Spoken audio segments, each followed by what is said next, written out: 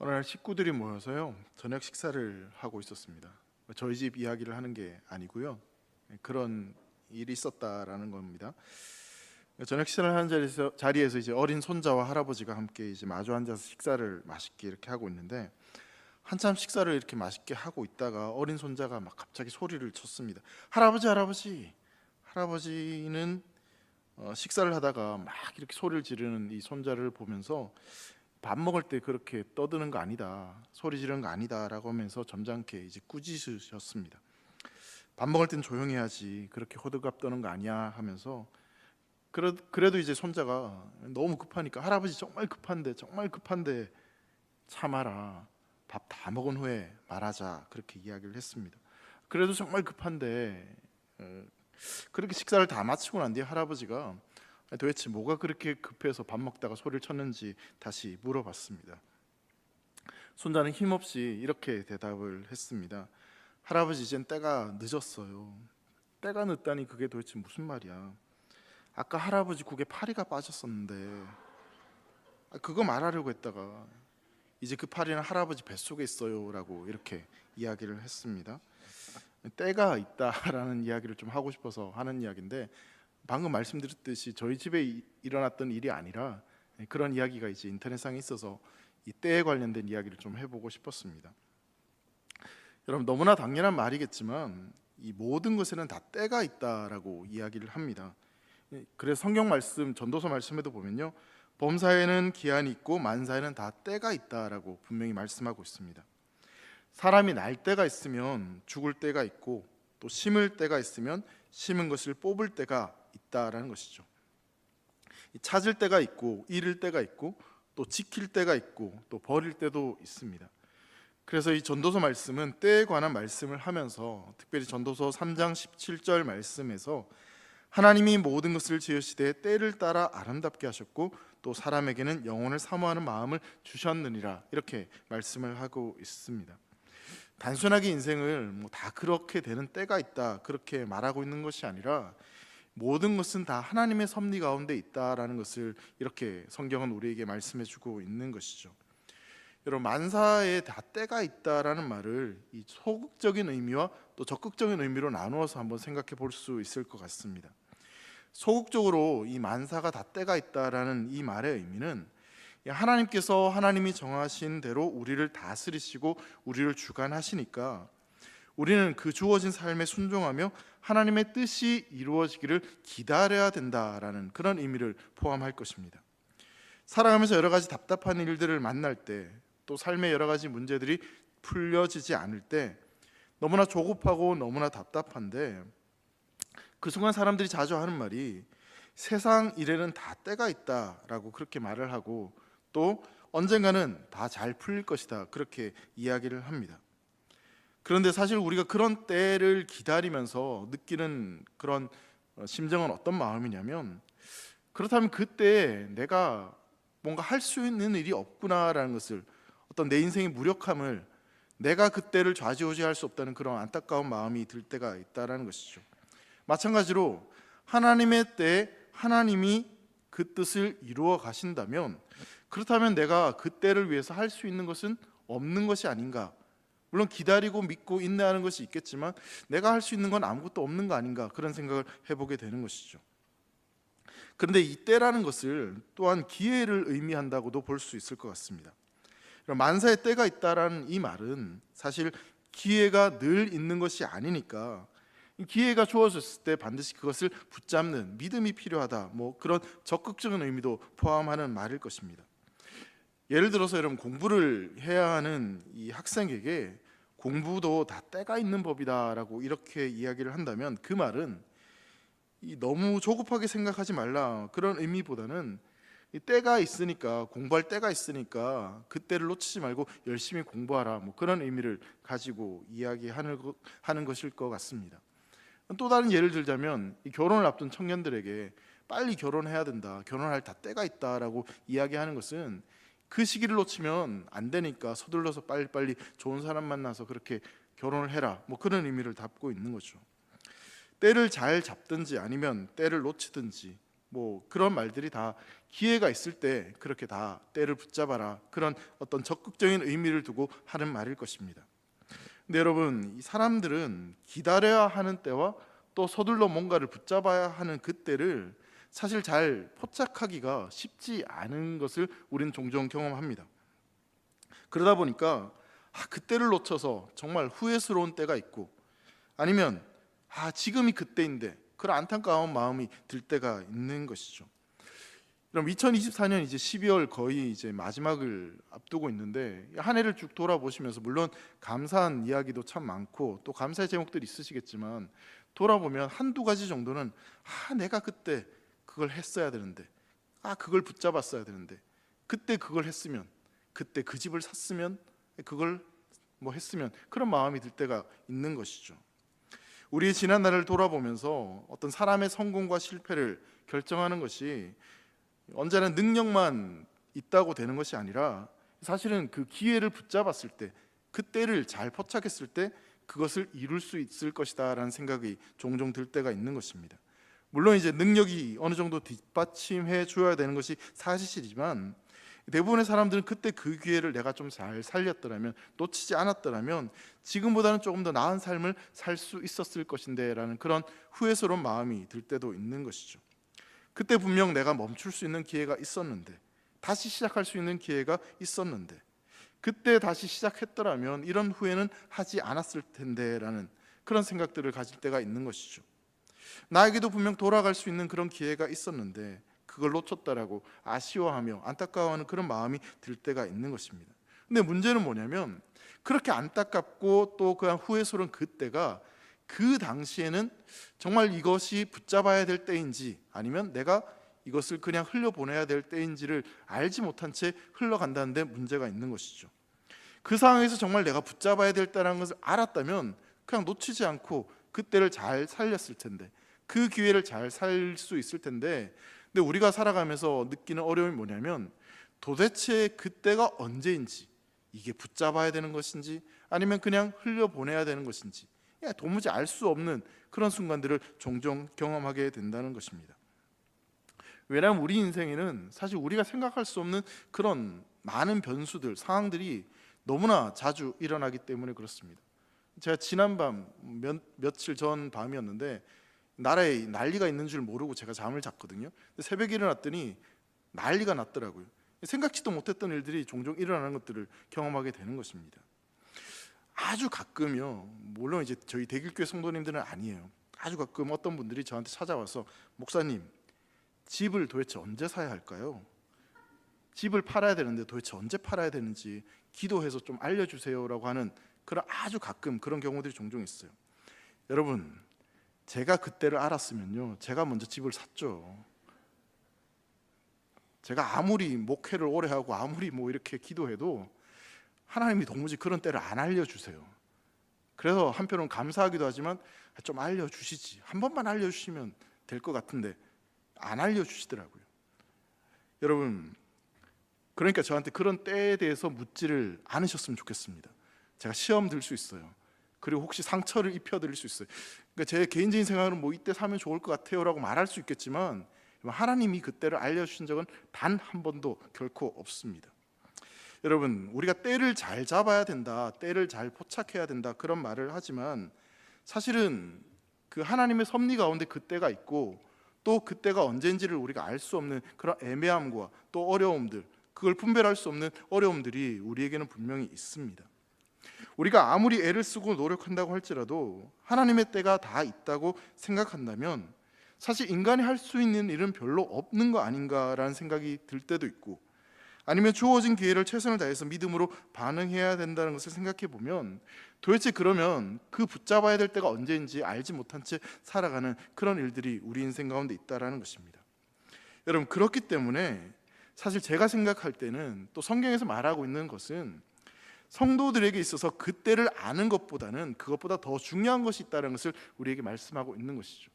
도대체 이때가 언제입니까? 라는 그것을 알기보다는, 그렇다면 그때보다 우리에게 더 중요한 것, 그때를 아는 것보다 훨씬 더 신앙적인 어떤 가치들이 우리에게 있다는 것을 말씀해 주고 있는 겁니다. 오늘 우리에게 주어진 이 요한복음 7장 말씀을 통해서 그렇다면 하나님께서 우리가 때를 아는 것보다 더 중요한 것이 무엇인지를 말씀하고 계신데 함께 그것을 좀 찾아가는 시간이 되었으면 좋겠습니다. 여러분, 예수님이 가는 곳마다 예수님이 일으킨 기적들 때문에 수많은 사람들이 예수님을 따라다녔습니다. 몰려들었죠. 하지만 예수님께서 자신들의 어떤 필요와 욕구, 그런 것들을 채워줄 수 있는 분이다 생각하고 예수님을 열심히 따라다닌 겁니다. 근데 정작 예수님은 그 사람들의 어떤 인기와 그런 욕구를 채워주는 것에 있어 결코 관심이 없으셨습니다. 요한복음 이제 7장 말씀을 보시면 오병이어의 기적이 6장에서 일어나고 난 뒤에 6월절에 가까운 어느 날로부터 한 6개월 정도 지난 시점, 그때 일어난 일이 이 7장에 기록되어져 있습니다.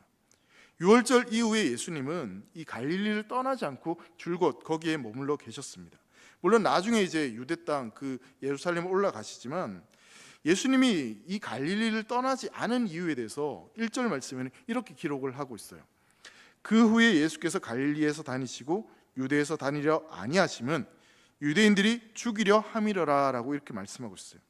그러니까 예수님께서 갈릴리에 다니셨다. 그러니까 예수님 스스로 갈릴리를 지금 거니셨다, 다니셨다라고 이야기하고 있고, 그러면서 또 한 가지 이유에 대해서 뭐라고 이야기하냐면 유대인들이 죽이려 했기 때문에 유대로 올라가지 않았다. 그냥 갈릴리에 머물러 있었다라고 말씀을 하고 있는 거죠. 여러분, 유대 지방이 아직 위험했기 때문에 올라가시지 않았다라고 성경은 이야기하고 있습니다. 여기에 사용된 시제가 미완료 시제로 그렇게 기록되어져 있습니다. 이 말은 어떤 말이냐면 유대교 지도자들이 계속해서 예수님을 죽이고자 하는 마음을 가지고 예수님을 주목하고 있었다, 그런 의미를 가지고 있는 겁니다. 여러분, 요한복음 5장을 보면 예수님이 안식일에 38년 된 병자를 고치는 장면이 나옵니다. 근데 그 장면에 유대인들이 이것을 인해서 더욱 예수를 죽이고자 모의했다, 그런 표현이 나오고 있습니다. 그러니까 예수님을 죽이고자 하는 마음들이 유대인들에게 그때부터 지금까지 계속해서 있었다, 그렇게 이야기하는 겁니다. 자, 그렇다면 예수님이 갈릴리를 떠나지 않고 유대로 가시지 않은 그 이유는 예수님이 죽음이 두려워서, 겁이 나서 그렇다면 올라가시지 않은 것인가, 그렇게 생각해 볼 수 있겠죠. 자, 그런데요, 요한복음 6장에서 어떤 일이 있었냐면 예수님은 분명히 자신이 십자가에 달려 죽어야지만 자기를 믿는 자들이 다시 영원한 생명을 얻을 것이다 라고 분명히 말씀하셨습니다. 즉 예수님은 죽음을 두려워하지 않으셨다, 십자가에 달려 내가 죽어야 된다라고 분명히 말씀을 하셨죠. 자, 그렇다면 왜 예수님은 이 갈릴리를 떠나지 않고 유대로 가시지 않은 것일까 생각해 볼 수 있는 것이죠. 6절 말씀 보면 예수님이 가시지 않은 이유를 분명하게 이렇게 말씀하고 있습니다. 6절 한번 같이 읽겠습니다. 시작. 예수께서 이르시되 내 때는 아직 이르지 아니하였거니와 너희 때는 늘 준비되어 있느니라. 예수님께서 여기서 내가 그 유대 땅으로 올라가지 않은 그 이유를 뭐라고 말씀하시냐면 아직 죽임을 당할 자신의 때가 이르지 않았기 때문에 내가 가지 않는다라고 말씀하고 있습니다. 즉 예수님은 지금 어떤 외부의 위협이나 어떤 다른 사람들의 요청, 그런 것이 아니라 하나님 아버지의 뜻에 따라서 갈릴리에 지금 계속 머물고 있다라고 말씀하고 계시는 것입니다. 예수님에게 있어서 외부의 어떤 위협이, 또 다른 사람의 어떤 의견이 자신의 인생의 때를 결정하는 기준이 결코 아니다라는 것을 분명히 말씀하고 계시는 것입니다. 예수님은 지금 유대인의 위협에 매이지 않으셨고 오로지 하나님의 뜻에 스스로 매여서 거기에 순종하며 그 때를 따라서 움직이고 계신다라는 것을 말씀하고 있는 것입니다. 사랑하는 성도 여러분, 예수님은 그렇게 하나님의 때를 따라서 움직이시기 위해서 지금 머물러 계시는 것입니다. 그렇게 살아가셨던, 그렇게 그 때를 기다리셨던 예수님은 이 땅을 살아가는 우리에게도 동일하게 하나님의 때를 따라 살기를 원하십니다. 십자가의 지혜와 능력을 우리에게 허락하심으로 말미암아 죽음이라는 어떤 위협 속에서도, 외부의 어떤 환경 속에서도 우리가 하나님의 때를 따라서 움직이고 그렇게 살아가기를 간절히 원하신다는 사실입니다. 자, 여러분 정리하자면요, 예수님은 지금 유대인의 어떤 위협 때문이 아니라 하나님의 뜻에 따라 예루살렘으로 올라가시지 않고 갈릴리에 머물러 계신다라고 정리할 수 있을 것 같습니다. 자, 그런데요, 여기서 문제가 생기는 거죠.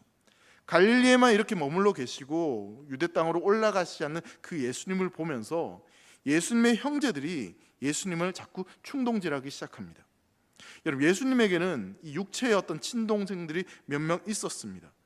정확하게 몇 명의 동생이 있었는지 성경에 자세하게 기록되어 있지 않지만 마태복음 13장 35절을 보면요, 요셉, 야고보, 시몬, 유다, 적어도 4명의 남동생은 있었다는 것을 볼 수 있습니다. 이 13장 55절 말씀에 이렇게 말씀합니다. 이는 그 목수의 아들이 아니냐, 그 어머니는 마리아, 그 형제들은 야고보, 요셉, 시몬, 유다라 하지 않느냐라고 말씀하고 있어요. 자, 그런데 예수님의 이 형제들의 반응들을 우리가 좀 생각해 볼 필요가 있는데, 예수님께서 처음 제자들을 세우시고 병자들을 고치셨을 때 여러분, 예수님의 동생들의 반응은 사실 지금에 있는 반응과는 전혀 다른 반응이었습니다.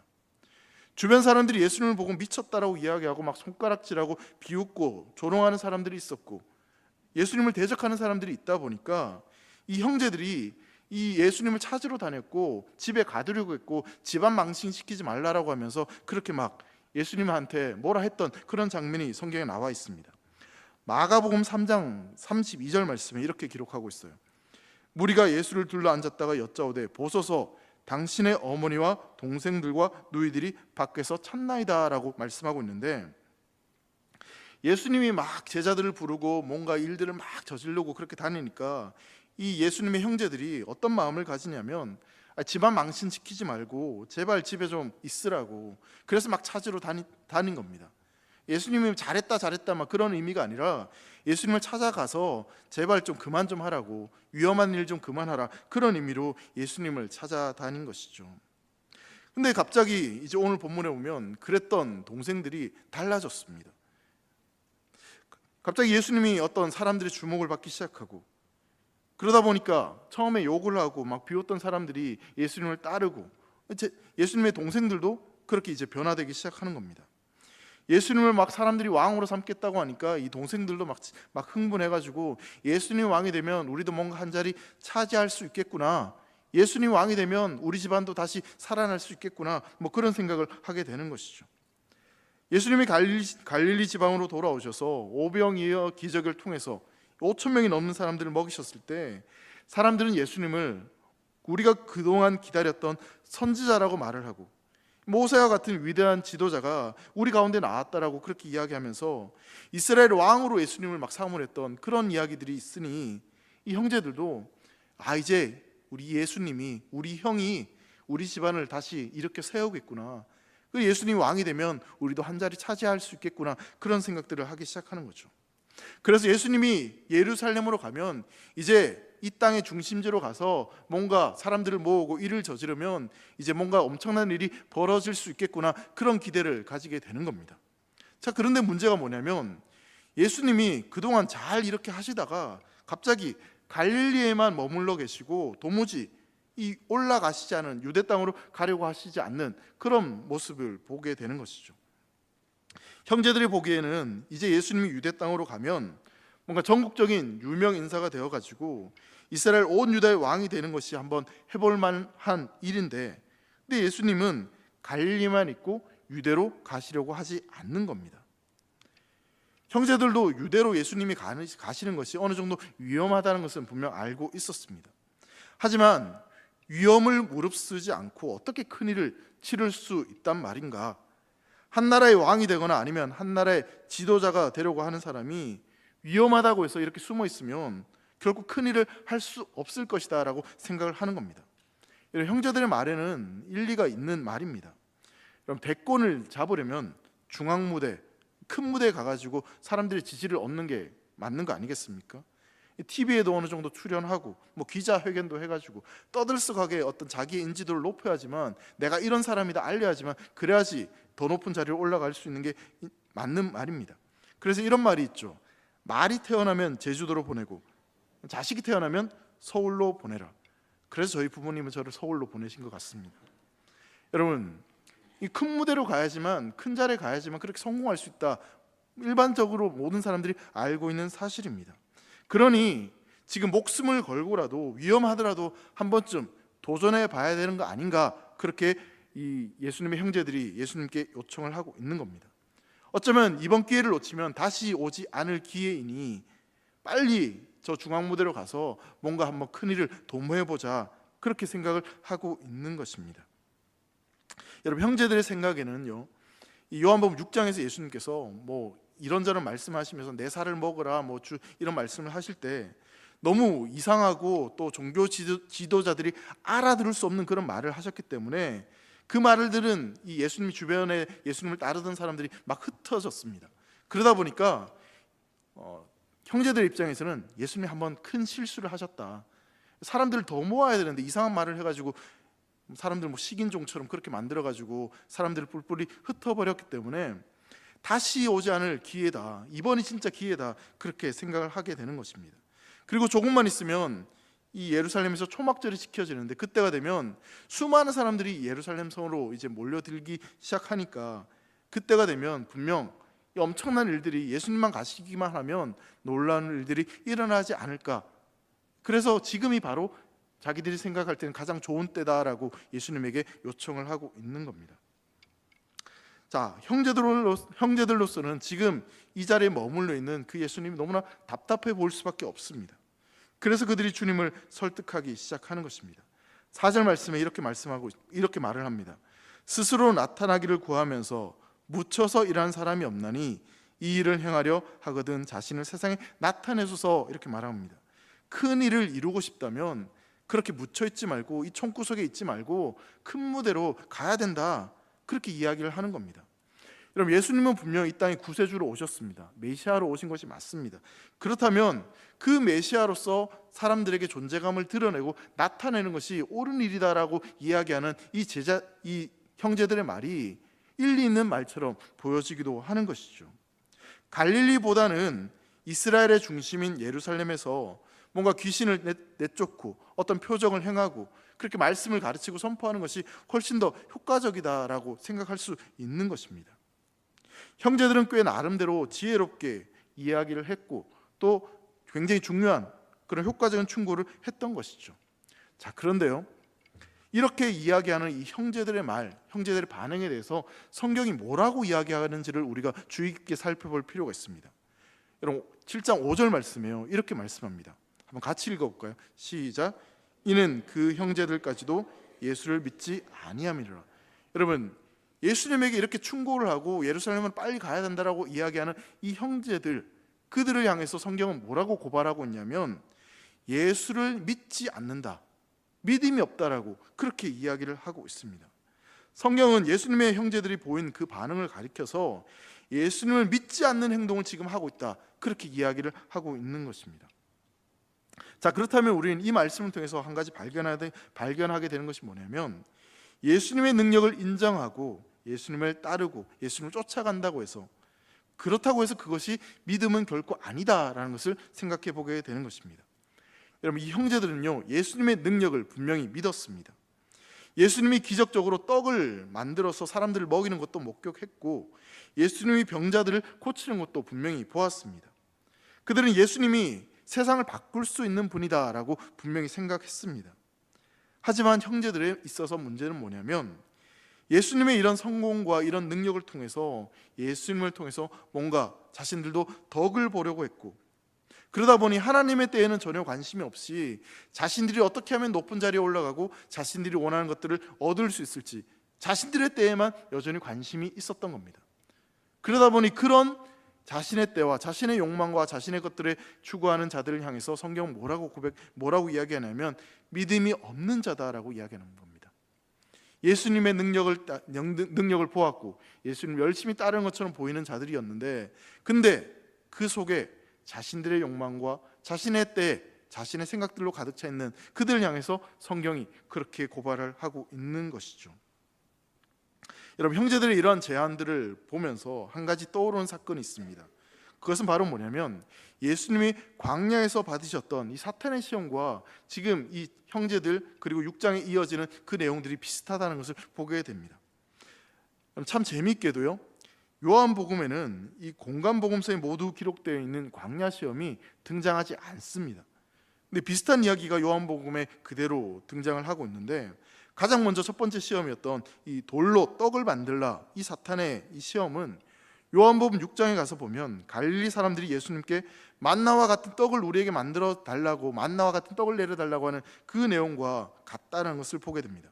그리고 두 번째 시험인 사탄이 예수님께 와서 만약 내게 절하면 내가 온 세상을 다스릴 권세를 너에게 주겠다라고 했던 이 장면은 이 갈릴리 사람들이 오병이어 사건 이후에 예수님을 왕으로 삼으랬던 그 장면과 흡사하다는 것을 보게 되죠. 그리고 마지막으로 세 번째 시험인 이 사탄이 예수님을 예루살렘 성전 꼭대기에 세워서 거기에서 뛰어내려 보라, 그렇게 한 것은 지금 형제들이 이 유대로 올라가서 권력을 잡자 그렇게 하는 것과 비슷하다는 것을 보게 됩니다. 둘 다 사람들의 어떤 시선과 또 어떤 자신들이 원하는 것들을 얻을 수 있는 그런 절호의 기회이기 때문에 그런 것이죠. 여기에 대해서 예수님께서 그렇다면 뭐라고 말씀하시냐면 6절과 7절 말씀에 이렇게 거절을 하고 계십니다. 예수께서 이르시되 내 때는 아직 이르지 아니하였거니와 너희 때는 늘 준비되어 있느니라. 세상이 너희를 미워하지 아니하되 나를 미워하나니 이는 내가 세상의 일들을 악하다고 증언함이라 라고 말씀합니다. 예수님은 분명하게 말씀하십니다. 아직 예루살렘으로 내가 가야 될 때가 아니다. 너희가 생각할 때는 그때라고 생각하지만 아직 나는 그때가 아니다라고 분명히 말씀하고 계십니다. 여기서 때라는 단어는요, 헬라어로 카이로스라는 단어가 사용되어졌습니다. 이 카이로스라고 하는 단어는 하나님께서 정해주신 시간, 하나님께서 지정하신 시간, 그런 의미를 가지고 있습니다. 즉 예수님은 지금 자신에게 정해진 시간이 있는데, 자신에게 주어진 그 때가 있는데, 그 시간은 하나님의 때고 나는 하나님의 때가 아직 되지 않았기 때문에 갈 수 없다라고 말씀하고 계시는 것입니다. 여러분, 그렇다면 예수님이 말씀하시는 그 때가 도대체 어느 때겠습니까? 여러분, 놀랍게도요, 예수님이 예루살렘의 왕으로 등극하는 때가 아니라 예수님이 지금 말씀하시는 그 때는 예수님이 유월절에 십자가에 달리시는 그 때를 말씀하고 있는 겁니다. 즉 예수님이 말씀하시는 그 때는 내가 죽어야 되는 때, 그 때를 지금 말씀하고 있는 것입니다. 성도 여러분, 하나님의 때를 몰랐던 예수님의 형제들은 모든 때가 사실 다 똑같이 느껴졌습니다. 어쩌면 자신들이 원하는 것을 얻기 위해서는 빠르면 그때가 더 좋을 수 있을 것이다, 그렇게 생각을 하고 있습니다. 여러분, 하나님의 때에 관심이 없고 그 때를 믿지 않고 그것을 분별하지 못하는 사람은요, 이 세상 사람들과 똑같이, 어쩌면 예수님의 형제들과 똑같이 그냥 내가 원하는 때에, 내가 원하는 그 시기에 모든 것이 이루어지기를 기대하며 그 때를 구하며 살아갈 수밖에 없는 것입니다. 여러분, 세상의 때는 하나님의 때와 분명 다릅니다. 그리고 우리가 생각하는 때와 하나님의 때가 다를 수 있습니다. 예수님이 지금 말씀하시는 그 때는 언제입니까? 고난과 십자가, 그리고 부활로 영광을 받으시는 그때가 바로 예수님이 말씀하시는 그때였습니다. 하지만 형제들이 말하고 있는 그때는, 형제들이 기대하고 있는 그때는 언제냐면 자신들이 그 권세와 그 부귀를 얻는 그때가 자신들의 때다라고 이야기를 하고 있는 것이죠. 형제들의 때는 바벨론처럼 뭔가 높이 자신들의 힘과 권력을, 명예를 쌓는 그때를 이야기하는 것이고, 자신들의 성공을 위해 올라가는 그때를 이야기하고 있는 것입니다. 그러하기에 그때는 예수님의 때와 분명 다를 수밖에 없었던 것이죠. 예수님의 때는 십자가에 있습니다. 예수님의 중심에는, 예수님이 움직이시는 그 기준은 바로 그 십자가에 달려 있었던 것입니다. 그러나 예수님의 형제들의 생각에는 어떤 대중적인 성공과 자신들의 명예, 자신들의 인기, 자신들의 욕심이 그 속에 가득 차 있었습니다. 그러하기에 그 때를 분별하지 못한 채 계속 자기들의 때에, 자신들이 원하는 때에 예수님이 움직여주기를 간절히 원하고 바랬던 것입니다. 사랑하는 성도 여러분, 그렇다면 우리 자신을 돌아보게 됩니다. 예수님은 지금 분명 유대인들이 무서워서가 아니라 어떤 다른 사람들의 위협적인 그런 것들 때문이 아니라 하나님이 정하신 때를 기다리고 그 때에 따라서 움직이셨습니다. 그렇다면 사랑하는 성도 여러분, 여러분들은 어느 때, 또 어느 때를 기다리고 살아가고 계십니까? 하나님의 때에 정말 우리가 관심이 있는지를 우리가 깊이 돌아볼 필요가 있는 것입니다. 우리는 내가 원하는 때, 내가 기대하는 때 그것이 이루어지지 않으면 마치 하나님이 안 계신 것처럼, 또 하나님이 없는 것처럼 그렇게 원망하며 불평하고 살아가고 있는 것은 아닌지, 하나님의 때만 계속해서 관심 있는 것이 아니라 내 때에 관심을 두고 살아가고 있는 것은 아닌지 우리 자신을 돌아보게 되는 것입니다. 우리 주님께서는 분명히 이 창조 때부터 약속하신 그 때를 따라 이 땅에 예수 그리스도를 보내주셨습니다. 그리고 그 예수님은 그 하나님의 때에 이 땅에 오셔서 십자가에 달려 돌아가시고 부활하시고 그것으로 말미암아 하나님의 때, 그것을 우리에게 보여주셨습니다. 하나님의 때에 하나님이 정하신 일을 성취하셨고 그 일이 바로 하나님의 영광을 드러낸 일임을 분명히 우리에게 보여주신 것이죠. 여러분, 그 하나님의 때를 따라 순종하셨던 예수님의 모습을 보면서 그 예수님에게서 어떤 초조함이나 불안감이나 염려나 어떤 걱정으로 그 삶이 채워진 것이 아니라 오히려 그렇게 하나님의 때를 따라 믿고 순종했던 그 예수님의 모습을 통해서 그 예수님 속에 있는 담대함과 또 그 능력들을 우리는 발견하게 됩니다. 때론 우리 인생 가운데 하나님 왜 이렇게 더디게 내 인생 가운데 일하십니까? 하나님, 내가 도대체 얼마나 더 기다려야 됩니까? 그때가 언제인지 답답하고 때로는 그때를 내가 놓친 것 같아서 후회되고 그렇게 답답한 그런 성도님들이 계시다면 오늘 하나님의 때를 우리가 구하고 그 때를 믿음으로 바라볼 수 있기를 간절히 소망합니다. 여러분, 이스라엘 백성들이요, 광야에서 약속의 땅 가나안 땅으로 행진할 때 자신들이 가고 싶은 때 그때 움직인 것이 결코 아니었습니다. 이스라엘 백성들이 광야에서 움직이던 그때는 불기둥과 구름 기둥으로 하나님이 인도하실 때 움직였습니다. 내가 가고 싶지 않아도 하나님이 가라고 하면, 나는 가고 싶을 때 하나님 멈추러 가면 그 때를 따라서 움직였습니다. 그러했기 때문에 이스라엘 백성들이 광야에서 안전할 수 있었고 그 약속의 땅으로 나아갈 수 있었던 것입니다. 때론 답답할 때가 있습니다.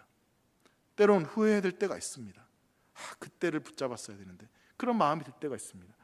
그런데 여러분, 분명한 것은요, 내가 놓쳤다라고 하는 그때, 내가 후회하는 그때, 그것을 통해서도 하나님은 우리 인생 가운데 놀라운 일을 행하실 수 있는 분임을 믿으시기 바랍니다.